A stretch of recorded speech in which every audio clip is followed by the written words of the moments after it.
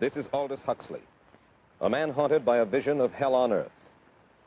A searing social critic, Mr. Huxley, 27 years ago, wrote Brave New World, a novel that predicted that someday the entire world would live under a frightful dictatorship. Today, Mr. Huxley says that his fictional world of horror is probably just around the corner for all of us. We'll find out why in a moment. The Mike Wallace Interview, presented by the American Broadcasting Company in association with the Fund for the Republic, brings you a special television series discussing the problems of survival and freedom in America. Good evening. I'm Mike Wallace. Tonight's guest, Aldous Huxley, is a man of letters, as disturbing as he is distinguished. Born in England, now a resident of California, Mr. Huxley has written some of the most electric novels and social criticism of this century. He's just finished a series of essays called Enemies of Freedom, in which he outlines and defines some of the threats to our freedom in the United States. And Mr. Huxley, right off the bat, let me ask you this. As you see it, who and what are the enemies of freedom here in the United States? Well, I don't think you can say who in the United States. I don't think there are any sinister persons deliberately trying to rob people of their freedom. But I do think, first of all, that there are a number of impersonal forces which are pushing in the direction of less and less freedom. And I also think that there are a number of technological devices which anybody who wishes to use can use to accelerate this process of going away from freedom, of imposing control. Well, what are these forces and these devices, Mr. Huxley? I should say that there are two main impersonal forces. The first of them is not exceedingly important in the United States at the present time, though very important in other countries. This is the force which in general terms can be called overpopulation, the mounting pressure of population pressing upon existing resources. This, of course, is an extraordinary thing. Something is happening which has never happened in the world's history before.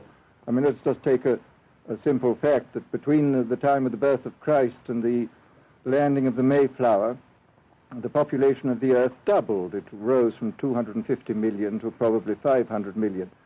Today, the population of the Earth is rising at such a rate that it will double in half a century. Well, why should overpopulation work to diminish our freedoms?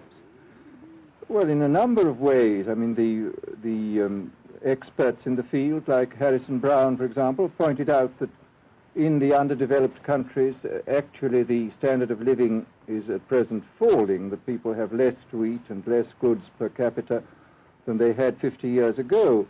And as the position of these countries, the economic position, becomes more and more precarious, obviously the central government has to take over more and more responsibility for keeping the ship of state on an even keel.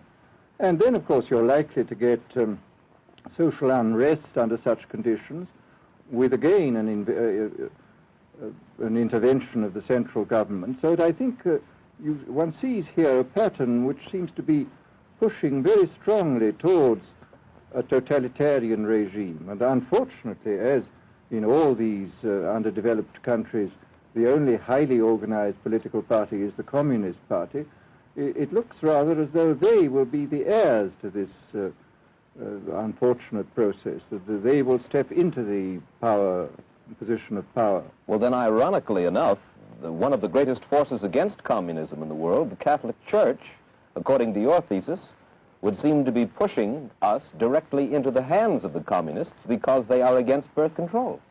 Well, I think this strange paradox probably is true. There is it's an extraordinary situation, actually. I mean, one has to look at it, of course, from a biological point of view. The whole essence of biological life on Earth is a question of balance, and what we have done is to practice death control in a most intensive manner without balancing this with the birth control at the other end. Consequently, the birth rates remain as high as they were, and death rates have fallen substantially. All right, then. So much for the time being, anyway, for overpopulation. Another force that is diminishing our freedoms. Well, another force which I think is very strongly operative in this country is the force of what may be called over-organization. As technology becomes more and more complicated, it becomes necessary to have more and more elaborate organizations, more hierarchical organizations.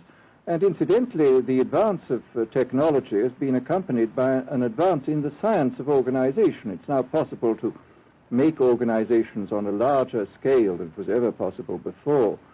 And so that you have more and more people living their lives out as subordinates in these hierarchical systems controlled by bureaucracies, either the bureaucracies of big business or the bureaucracies of big government. Mm-hmm. Mm-hmm.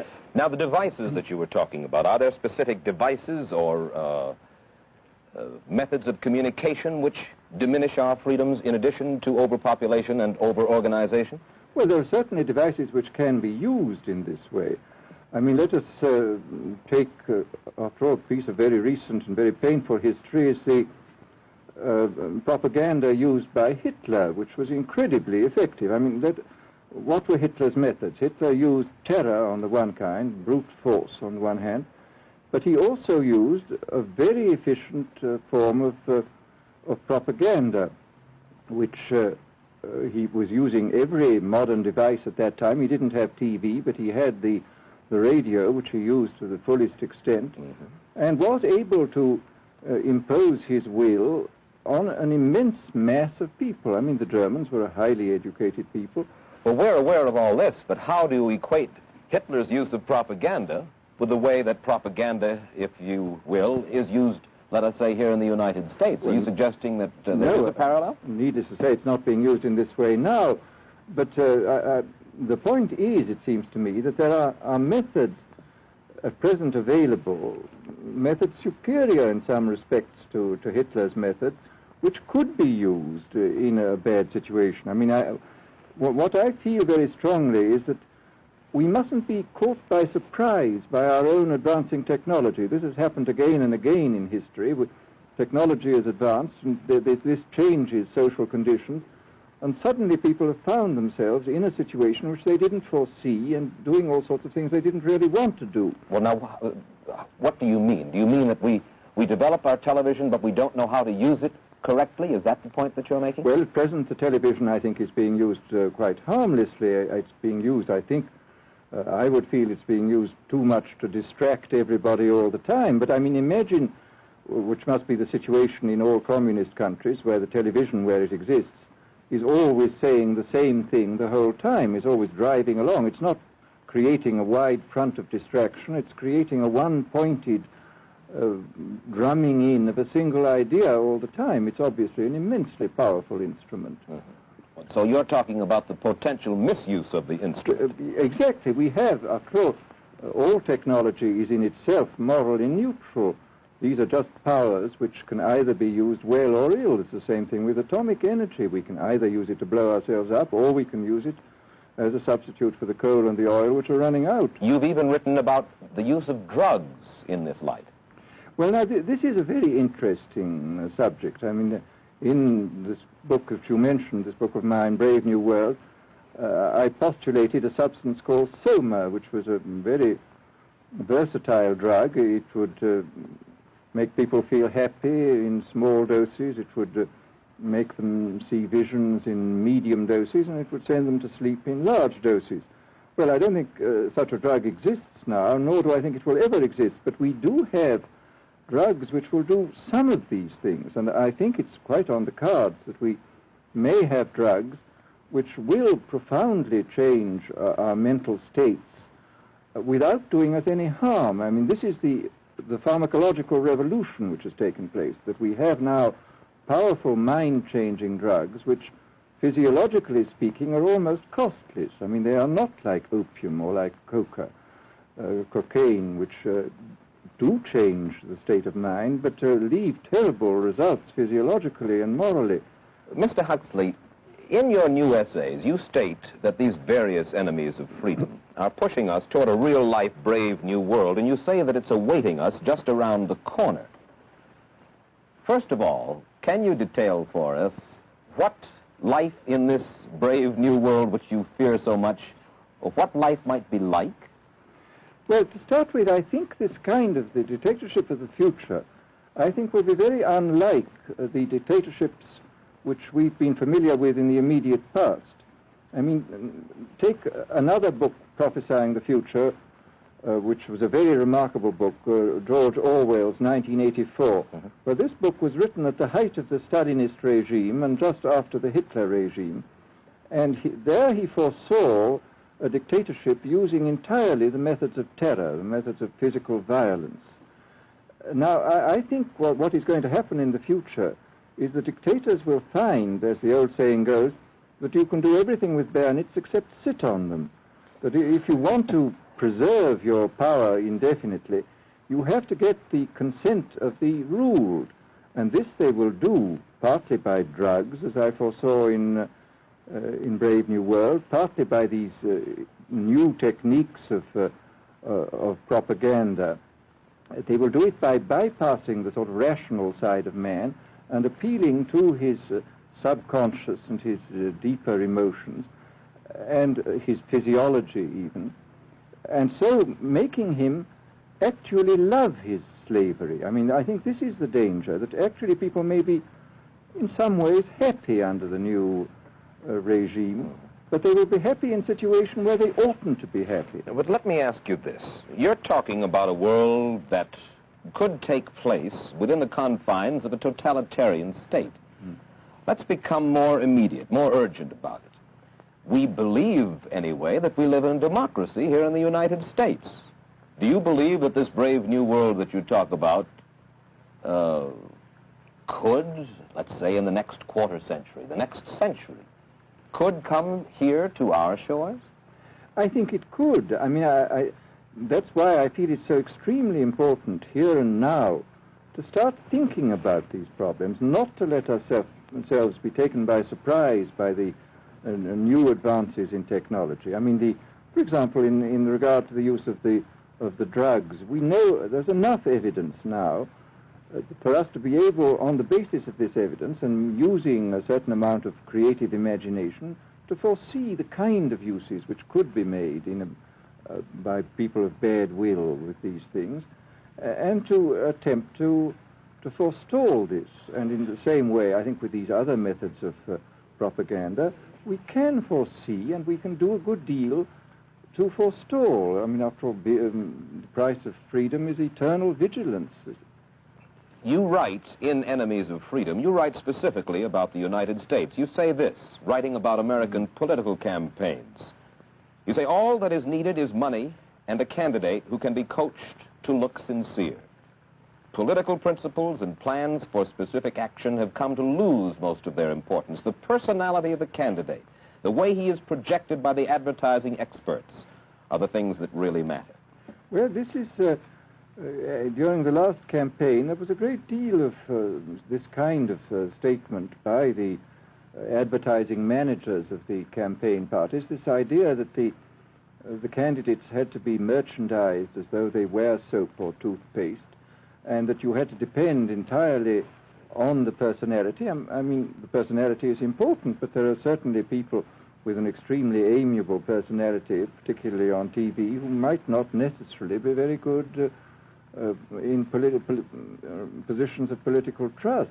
Well, do you feel that men like Eisenhower, Stevenson, Nixon, with knowledge of forethought, were trying to pull the wool over the eyes of the American public? No, but they were being advised by powerful advertising agencies who were making campaigns of a quite different kind from what had been made before. And I think we shall see probably all kinds of new devices coming into the picture. I mean, for example, this thing which got a good deal of publicity last autumn, subliminal projection. I mean, as it stands, this thing, I think, is of no menace to us at the moment.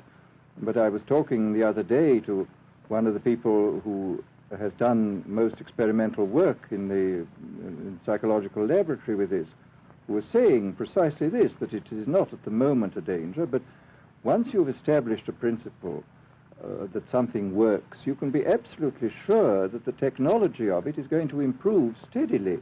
And I mean, his view of the subject was that, well, maybe they will use it to some extent in the 1960 campaign, but they will probably use it a good deal and much more effectively in the 1964 campaign, because this is the kind of rate at which technology advances. And we'll be persuaded to vote for a candidate that we do not know that we are being persuaded to vote for. Exactly. I mean, this is the rather alarming feature, that you're being persuaded below the level of choice and reason.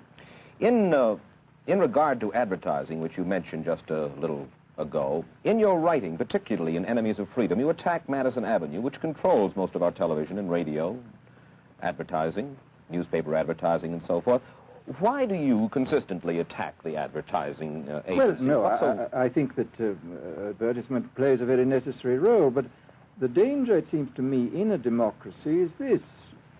I mean, what does a democracy depend on? A democracy depends on the individual voter making an intelligent and rational choice for what he regards as his enlightened self-interest in any given circumstance. But what these people are doing, I mean, what both for their particular purposes, for selling goods, and the dictatorial propagandists are doing, is to try to bypass the rational side of man and to appeal directly to these unconscious forces below the surface, so that you are, in a way, making nonsense of the whole democratic procedure, which is based on conscious choice on rational grounds. Of course, well, maybe you have just answered this next question, because in your essay you write about television commercials, not just political commercials, but television commercials as such, and how, as you put it, today's children walk around singing beer commercials and toothpaste commercials, and then you link this phenomenon in some way with the dangers of a dictatorship. Now, could you spell out the connection, or how do you feel that you have done so sufficiently? Well, I mean, here, this whole question of children, I think, is a terribly important one, because the children are quite clearly much more suggestible than the average grown-up. And again, suppose that for one reason or another, all the propaganda was in the hands of one or very few agencies, you would have an extraordinarily powerful force playing on these children, who after all are going to grow up and be adults quite soon. I do think that this is not an immediate threat, but it remains a possible threat. And you said something to the effect in your essay that the children of Europe used to be called cannon fodder, and here in the United States they are television and radio fodder. Well, after all, you can read in the trade journals the most lyrical accounts of how necessary it is to get hold of the children, because then they will be loyal brand buyers later on. Mm-hmm.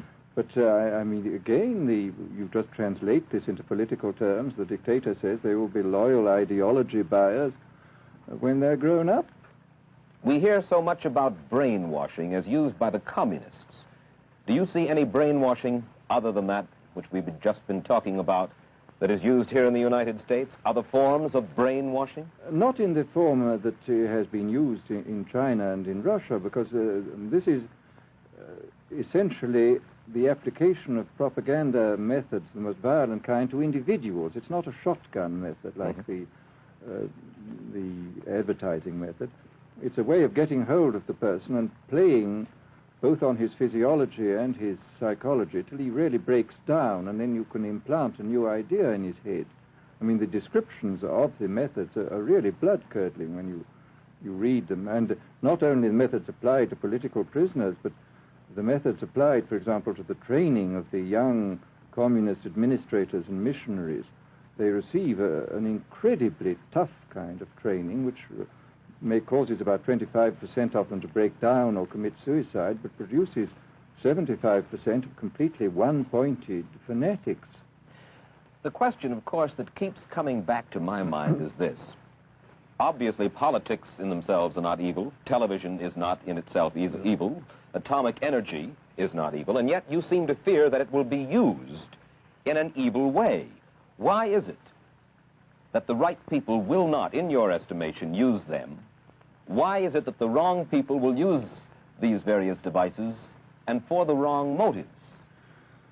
Well, I think one of the reasons is that these are all instruments for obtaining power, and obviously the passion for power is one of the most moving passions that exist in man, and after all, all democracies are based on the proposition that power is very dangerous and that it's extremely important not to let any one man or any one small group have too much power for too long a time. After all, what are the British and American constitutions except devices for limiting power?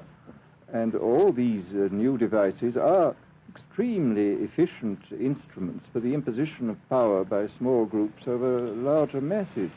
Well, you ask this question yourself in Enemies of Freedom. I'll put your own question back to you. You ask this: in an age of accelerating overpopulation, of accelerating overorganization, and ever more efficient means of mass communication, how can we preserve the integrity and reassert the value of the human individual? You put the question. Now here's your chance to answer it, Mr. Huxley. Well, this is obviously, first of all, it's a question of education. I think it's terribly important to insist on individual values. I mean, there is a tendency, as you probably read a book by White, The Organization Man, a very interesting, valuable book, I think, where he speaks about the new type of group morality, group ethic, which speaks about the group as though the group was somehow more important than the individual. But this seems, as far as I'm concerned, to be in contradiction with what we know about the genetical makeup of human beings, that every human being is unique. And it is, of course, on this genetical basis that the whole idea of the value of freedom is based. And I think it's extremely important for us to stress this in all our educational life. And I would say it's also very important to teach people to be on their guard against the sort of verbal booby traps into which they're always being led, to analyze the kind of things that are said to them. Well, I think there is this whole educational side, and I think there are many more things that one could do to strengthen people and to make them more aware of what was being done. You're a prophet of decentralization. Well, yes, if this is feasible. It's one of the tragedies, it seems to me. I mean, many people have been talking about the importance of decentralization in order to give back to the voter a sense of direct power. I mean, the voter in an enormous electorate feels quite impotent, and his vote seems to count for nothing. This is not true where the electorate is small and where he is dealing with a group which he can manage and understand. And if one can, as Jefferson, after all, suggested, break up the units into smaller and smaller units, and so get a real self-governing democracy. Well, that was all very well in Jefferson's day, but how can we revamp our economic system and decentralize and at the same time meet militarily and economically the tough challenge of a country like Soviet Russia? Well, I think the answer to that is that there are, it seems to me that industrial production is of two kinds. I mean, there are some kinds of industrial production which obviously need the most tremendously high centralization, like the making of automobiles, for example.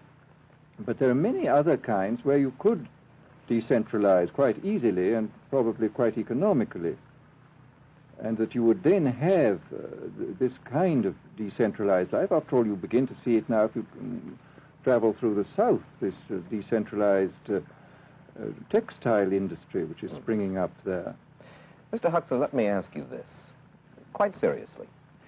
Is freedom necessary? As far as I'm concerned, it is, yes. Why? Is it necessary for a productive society?